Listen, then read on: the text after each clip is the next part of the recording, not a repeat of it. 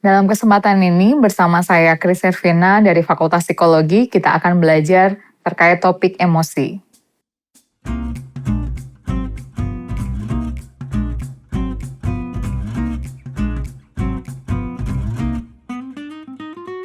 Adapun yang akan kita pelajari dalam video kali ini adalah teori emosi, pendekatan afektif neuroscience, fungsi emosi, dan penelitian di dalam topik emosi.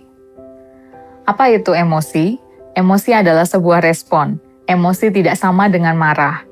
Dan emosi ini memiliki berbagai komponen, ada 4 komponen dalam emosi ini. Yang pertama yaitu bagaimana kita menilai atau menginterpretasi sebuah stimulus, bisa berupa kejadian, objek, dan juga pemikiran. Yang kedua, terkait dengan pengalaman perasaan yang subjektif, seperti senang atau takut atau sedih antara satu orang dengan orang yang lain itu akan menjadi berbeda. Yang ketiga, pengalaman respon fisiologis seperti perubahan detak jantung, pernafasan, dan lainnya. Yang keempat, perilaku yang dapat diamati seperti tersenyum atau menangis. Ada beberapa teori yang dapat menjelaskan emosi. Yang pertama yaitu peripheral teori yang menekankan pada perubahan fisiologis dalam tubuh sehingga membangkitkan perasaan. Yang kedua, cognitive appraisal yang menekankan bagaimana kita menginterpretasi situasi sebagai hasil emosi yang dirasakan.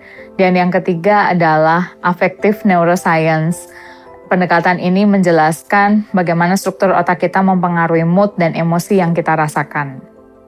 Teori peripheral ini berdasarkan dari teori James Lange yang menjelaskan bahwa otak kita secara spesifik menginterpretasikan perasaan atau emosi dan bahwa pola fisiologis yang berbeda mendasari setiap emosi.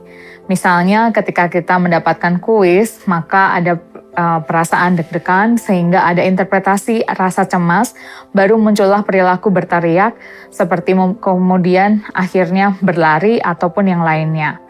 Sedangkan teori dari Cannon Bart menjelaskan bahwa emosi asli di dalam otak, bukan merupakan hasil respon dari fisiologis. Misalnya ketika ada kuis membuat rasa cemas dan deg-degan dan akhirnya menghasilkan perilaku tertentu. Teori Scatter-Singer ini menjelaskan bahwa adanya proses kognitif seperti pikiran dan interpretasi, penilaian terhadap situasi dapat memicu emosi menjadi dasar penilaian kita terhadap situasi. Teori cognitive appraisal menjelaskan bahwa interpretasi penilaian, pikiran atau ingatan terhadap situasi, objek atau peristiwa dapat berkontribusi atau menghasilkan sebuah tingkatan emosi yang berbeda antara satu orang dengan orang yang lain. Misalnya ketika kita melihat seekor anjing, bisa jadi satu orang menginterpretasikan anjing itu adalah objek atau sesuatu yang menyenangkan. Namun orang lain menginterpretasikan anjing itu memunculkan emosi rasa takut. Ada 4 kualitas emosi. Yang pertama dapat diekspresikan pada wajah secara tipikal, seperti ketika kita takut, maka membuka mulut dan menaikkan alis, dan diikuti perbedaan respon fisiologis seperti denyut jantung yang meningkat, berkeringat, ataupun nafas pendek. Kemudian yang kedua, emosi ini membuat kita kurang dapat mengendalikan diri, bahkan sulit untuk berespon. Yang ketiga, emosi ini mempengaruhi proses berpikir, termasuk pengambilan keputusan, mengembangkan relasi dengan orang lain, dan pemilihan tujuan. Yang keempat, beberapa emosi memang sudah ada di dalam otak. Misalnya, bayi menangis untuk mendapatkan perhatian, atau mengekspresikan kesenangannya, dan membuat ikatan emosional dengan orang tua atau pengasuh. Pendekatan affective neuroscience menjelaskan dalam otak kita memiliki emotional detector, yaitu amigdala, bagian otak yang sangat cepat dalam berespon atau memberi makna dari emosi yang kita rasakan sehingga bisa mengekspresikan emosi yang positif ataupun sebaliknya emosi yang negatif.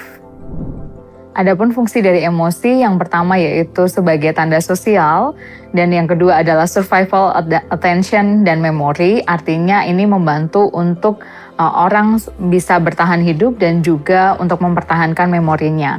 Dan yang ketiga adalah untuk menjelaskan bagaimana kaitan dari ketergugahan, arousal, dan juga motivasi dalam diri seseorang.